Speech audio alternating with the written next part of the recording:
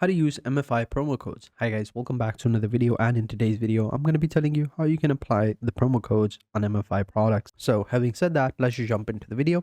So here you can see I'm on the website mfi.com. If you scroll into the description down below, you'll find the link to the website along with some promo codes that you can apply. So let's get into it.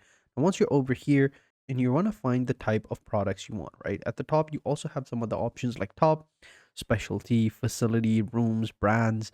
You got all these different options. So make sure you go ahead and select whichever one you want, right? So let's say I want something in apparel. I'll click on apparel, and here we got all these different options. We've got the these are the foot cuffs.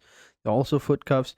So we can go ahead and select whichever one. These are like the iframes or shielded frames. So we could go with that one. And these are sleeves for your calves, compression sleeves.